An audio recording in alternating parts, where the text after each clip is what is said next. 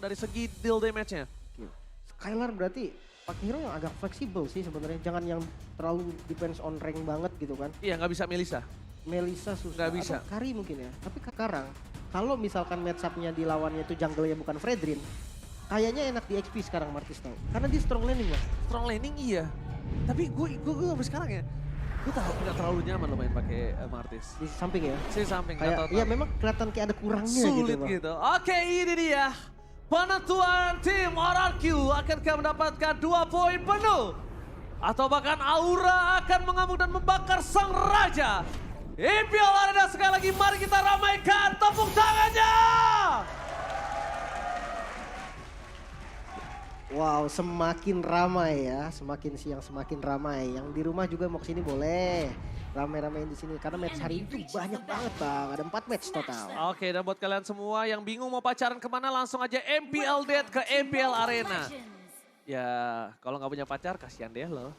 Waduh, kayak ngomongin diri sendiri. Bang. Oke, kalau gitu kita balik lagi menuju ke Lane of Dawn ya. Sampai sekarang membantu pergerakan dari seorang Albert untuk mendapatkan rotasi yang cukup cepat. Karena Little Wonder-nya ada berada di arah top lane. Ya, dia start di orange. Ya. Satu biar nggak dirusuhin sama Franco sih. Karena Franco tuh deket banget ke Purple Buff. Yang kedua, karena nanti rotasinya akan berakhir di Purple Buff dan dia bisa kontes Yes. si Little Wonder-nya. Albert malah berlawanan. Albert maksudnya Kabuki. Kabuki malah berlawanan. Dan bahkan di sisi sebaliknya kita lihat, harusnya yang dominasi ini dari seorang Hai, bukan Finn. Malah yang membuat ketakutan jungler itu sendiri, malah berada di sisi dari tim RRQ.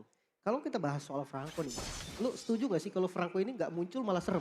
Ah, iya dong, kan itu dia yang mengerikan. Dia lo bisa inisiator tanpa harus mengeluarkan badan yang nggak Iya. ngebuka badan. Justru kalau dia muncul, kita nggak takut gak sih? Oh, dia ada di sini. Tapi Gua kalau tahu dia nih, nggak ada, gerak- aduh. Geraknya kemana gitu ya, geraknya kemana. Dan bahkan kita lihat juga di mana ada Chait mencoba one by one situation di arah bottom lane. Ada Hai mundur ke arah belakang, Finn bersama dengan seorang Rainbow mencoba untuk memberikan sedikit pressure di arah bottom lane. Hai mau nggak mau mengeluarkan satu buah flickernya kali ini untuk bisa survive. Tembok yang sangat tepat dikeluarkan oleh seorang Finn. Barrier 1 kali 24 jamnya. Kali ini portal yang sangat tepat bahkan sampai membuat Hai mendapatkan flickernya. Iya lumayan sih ya di awal. Walaupun nggak ada kill yang terjadi. Tapi menurut gua ini udah lumayan banget nih. Source besarnya udah keluar. Sosok dari Romer. Gak punya flicker ketika di turtle pertama. Otomatis semua bagian frontnya akan lebih berani. Dan Martis XP lane match up sama Glow. Jujur kalau memang di fight adu terus. Kayaknya Martis masih bisa deh untuk ngasih damage dan kabur. Alright, tapi yang paling sulit adalah Martis di sini nih. Ini akan ada zoning out yang tidak cukup adil kalau gue bilang di arah EXP lane. Kenapa? Glue itu survive banget. Dia benar-benar bisa bertahan hidup untuk nge-zoning out para pemain dari tim Aura Fire lainnya. Tapi lihat, Retribution berhasil didapatkan dengan Kabuki sangat baik. Bahkan first blood didapatkan dengan 1 point kill atas seorang Finn yang mahal. Lagi ya, berarti kembali lagi nih. Aura dengan rotasi yang bagus di awal. Turtle-nya oke sih, retributionnya Kabuki ini bahaya nih kalau gue lihat. Iya, udah mulai ya. Iya, cuman entah kenapa nih, jangan sampai ikutin alur dari RRQ. Karena memegang early game, di game pertama kita udah lihat, itu nggak cukup. Gak cukup, kan aku udah bilang. Sekarang ini, very important person itu berada di gold lane. Ya. Itu udah pos satunya. Yang bisa dibilang, kalau misalnya di arah early to mid jungler bisa gendong, udah bisa menangin, ngasih space, mid lane trio midnya udah ngasih space, tapi mid to the late gamenya gold lane-nya nggak bersinar, berat. Emang susah sih, karena yang punya damage di akhir ya gold lane gitu kan. Ya, dengan bahkan andalin basic. Bahkan kalau early-nya gold lane-nya nggak maksimum, tapi di arah mid to the late game-nya dia bisa gendong, itu malah bisa jadi menang, Lim. Menarik ya. Dengan sekarang tuh memang rata-rata kayak gitu, karena tanknya kan ada di jungle. Bahkan kita lihat kayak Albert pakai Pakito pun sebenarnya dia bukan carry utama, Pak. Yes, bener, aku juga setuju. Carry utamanya akan ada tetap di Skylar. Pos satunya udah tetap di Skylar, ini posisi very important personnya di Skylar. Dan bahkan kalau misalnya kita lihat, Aura Fire ini agak lebih cepat rotasinya, Facehugger balik lagi dan untuk yang belum silakan Lim. Wah, lihat kan, yang tadi Skylar dia gak ambil penet sama sekali bang. Dia Yes. ngambil full Regen. Tapi kalau kita lihat dari emblemnya Cait, ada 1 poin penetrasi. Ini yang sempat tadi gua ngobrol juga sama bang. Watcher tapi dikeluarkan begitu saja dan menjadi pilihan utama dan hilang. Hai, memberikan pelodian menuju seorang Skylar, fokus ke Skylar tapi lihat flicker save the day. Membuat seorang Kabuki bahkan gak bisa melakukan following up di arah bottom lane. Double kill, Facehugger dengan power hero-nya, ingat. Facehugger 1 season bahkan dia hampir tidak dikasih Farsha-nya di MPL beberapa waktu lalu. Tapi lihat Albert Nyaris. Misklik yang dilakukan. Sayang sekali tidak bisa menurunkan Vesager dari burung Ferdiansyah. Iya, bulung ya. Tapi Turtle yang lagi-lagi di setup sama Aura. Dan RRQ sebenarnya punya PR, tapi Oh, Rainbow Rainbow mancing man yang mantap. Berhasil didapatkan. Lemon di garis depan. Hai menjadi pilihan utama, tapi lihat adu Retribution dari seorang Albert bersama dengan seorang Kabuki. Siapa yang berhasil mendapatkannya? One shot Retribution di tangan dari seorang Albert. Finn membuat segalanya lebih manis dan lebih mudah untuk seorang Albert. Ya. Finn save the day. sang kapten pastinya dari RRQ yang memberi waktu dengan wall charge-nya, namun di sisi lain Cait dia dapetin full dari plating turret bang. Ini juga menjadi bahaya karena kita tahu Claude yang memang udah dapetin 2 item power spike-nya, Demon Hunter Sword dan juga Golden Staff itu bisa ngasih damage yang benar-benar gila dan bahkan trade-nya sama turret. Ini terbilang rugi sih sebenarnya untuk di awal game kayak gini. Iya, tapi kita lihat agak sedikit pergerakan yang kurang fleksibel nampaknya dari seorang Cait ya. Dia harus segera rotasi sih. Bahkan kita lihat di arah bottom lane, Flavi terperangkap begitu saja. Ada Rainbow dan Decimet! Hilang langsung membuat para pemain dari tim Aura Fire. Mereka harus sadar Flavi tidak boleh terbuka positioningnya. Para pemain dari tim Aura Fire harus memberikan waktu untuk seorang Cait. Albert di belakang sana, dia berani banget bermagu. Mengadu 1 lawan 1 dengan seorang Kabuki. Tapi untungnya Hai terdeteksi. Kalau Hai tidak terdeteksi itu mungkin Albert masih bisa dive in. Menarik memang ya dengan sebenarnya mungkin metode yang dilakukan sama Aura Fire memang seperti ini. Namun wall charge ternyata mas. Oke, wall charge dikeluarkan. 1 poin telah didapatkan. Para pemain dari tim Aura Fire kali ini mereka mencoba untuk memberikan sedikit pressure terhadap seorang Kabuki. Tapi masih ada Vesager. Mencoba untuk membalikan kembali keadaan atau ingatkah kalau Vesager tadi di war di arah bottom lane yang dimenangkan oleh RRQ, Vesager membalikan dengan 2 point kill.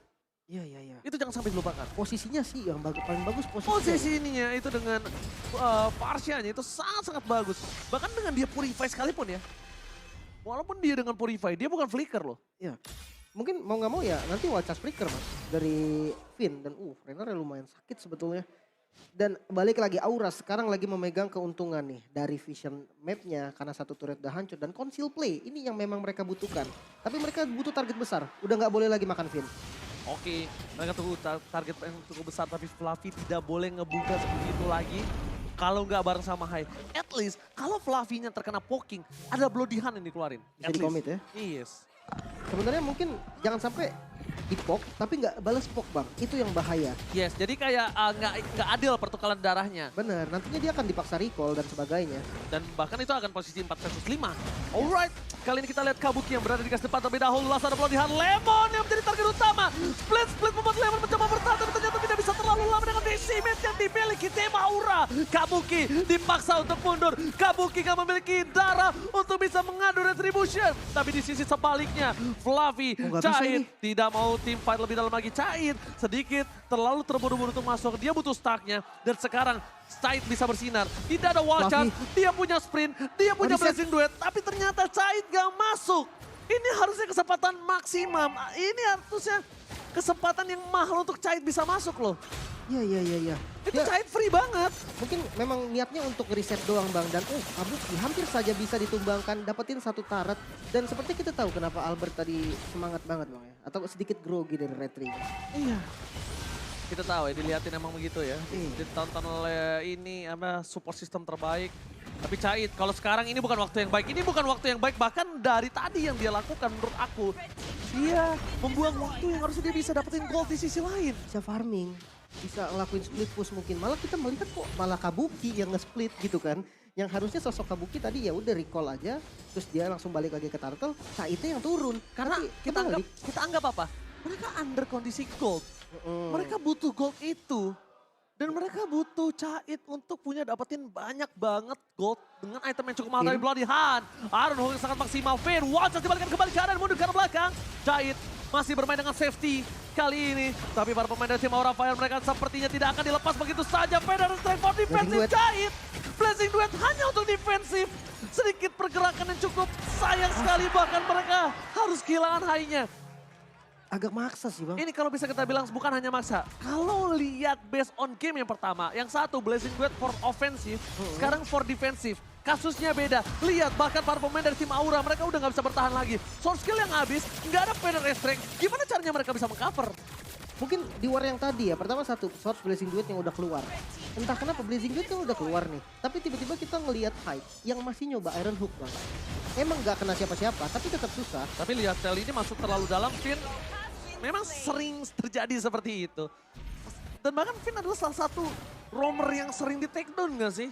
Ya sebenarnya mungkin gini ya. Most Ini dead dia tuh, salah satu roamer most dead ya. kalau gue coba pikirin nih apa yang coba dilakukan Vin. Dia ngebuang Bloodihan bang, karena Bloodihan ini pasti ada yang kena loh. Yes. Mau nggak mau, dan ya udah dia kasih badan dia. Dan kalau dari segi item nih, ternyata dari kedua XP lane nih, Lemon dan juga Fluffy. Fluffy pakai Fury Hammer nih, buat nambahin penetrasinya. Tapi nextnya lebih ke item defense seperti Dominance dan Molten Essence yang bisa mempercepat clearnya. Mungkin satu Bloodlust kali ya, yang enak juga untuk sustain. Tapi kalau memang mau damage, ke arah Hunter Strike berarti. Sementara kalau Lemon, ya kita tahu Glow lah. Curse Helmet, Dominance, item-item yang di base-nya adalah item defense. Itu udah berfungsi banget karena dia mainnya pakai max health. Yang bikin dia nanti lebih enak lagi, lebih sakit juga. Alright, World kali ini dibuka terlebih dahulu oleh para pemain dari tim RRQ yang masih jauh. Aura Fire Bisa dengan ini? sangat cepat dan dia bisa dapetin Lord kali ini. Retribution didapatkan oleh seorang Kabuki dengan sangat mudah dan Wild Shot dikeluarkan begitu saja. Feder dari Stake defensif tapi High terbelakang di depan sana. Mendapatkan satu buah poin kill atas Roamer, it's okay. Facehager. It's okay, no problem, tapi lihat di arah bottom sana. Lemon. Facehager masih mau lebih dan di follow oleh seorang Albert. Ditukar dari seorang Albert dan di sini Albert juga menjadi korban jiwa. Double kill from Rainbow. Giant. Akhirnya Giant bersinar dengan ada offensive game yang dimiliki dan ternyata Kabuki tertinggal.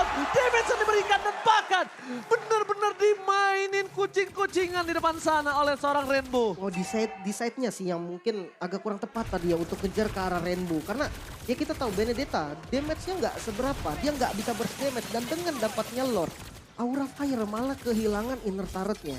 Ini yang bahaya. Lagi-lagi Hai yang udah bagus tadi dia jadi korban. Dia jadi Cukup tumbal. satu, udah. Ya, Cukup sisanya satu kan? mundur. Mundur, reset karena Rom yang tumbang, ya uts gitu loh. Hidupnya juga cepat kok.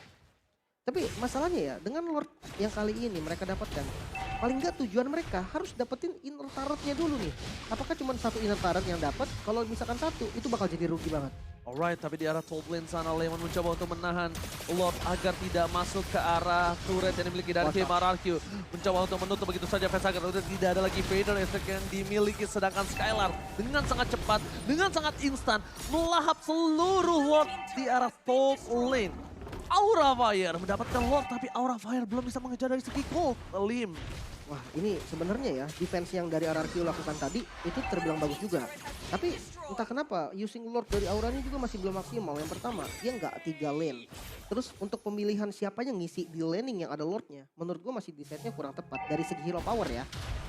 Oke, tapi lihat Albert dengan damage yang diberikan terlalu banyak. Tapi Bloodihan telah dikeluarkan, ini dia. Bloodihan yang sengaja dikeluarkan bersama dengan Watchers. Tapi no follow damage yang dimiliki dari tim RRQ membuat tim Aura masih bertahan.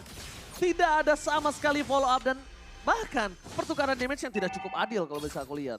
Ya dan akhirnya tidak dapetin satupun inner turret dari Aura ya. Sementara ketika tadi Lordnya didapetin sama Aura dan Kabuki ada sedikit misplay jadi tumbang, RRQ dapat satu loh di bagian bottom lane.